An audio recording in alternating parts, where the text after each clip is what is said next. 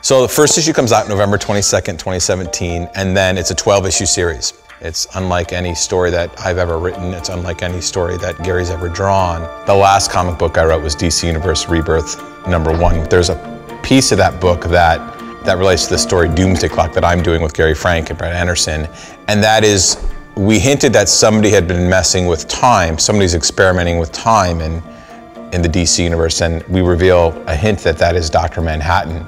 There's kind of a temporal anomaly in the Batcave, a chronal explosion, and there was an object that came out of it. And Batman uncovered it, he pried it loose from this cavern wall, and as he pulled it out, the big image was Batman holding comedian's smiley face button.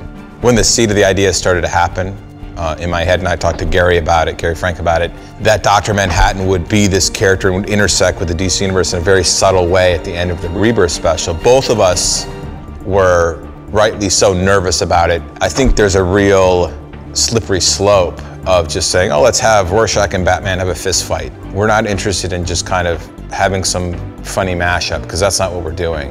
What we're trying to do is take the philosophy and the tones and the thematics of Watchmen and some of the subjects they dealt with. And Watchmen has a very specific thematic and viewpoint, and the DC Universe has several, but ultimately one. And we talked a lot about what that would look like in 2016, that in November, the election happened in the US, and then a lot of other things happened in the world.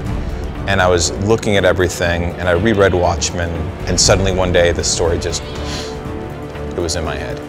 And I called Gary Frank and I said, okay, Gary, I think I have the story. And he was like, okay, let me hear it. And I pitched it to him, and he said, I have to draw that story. The book is, and Gary and I have studied Watchmen and looked at Watchmen, read it, and of course love it. And we want to do our own thing, but at the same time you want to play into some of the structural tenets that that book created, and some of the dynamics and some of the tones it created. And so although we have a book that is very, I think, dramatic and mysterious and intriguing, it's also a little quirky. The characters are a little off, the characters that we're playing with. And it'll be very apparent in issue 1. There's a bit of humor to it, I think, in a very odd way. But our main word, if there's one word for it, is thought-provoking. And we want people to think about it. They can think about it in fun ways, they can think about it in serious ways, but whatever's happening when they're reading the book and they're in the book, or when they reread the book, that they'll really just think.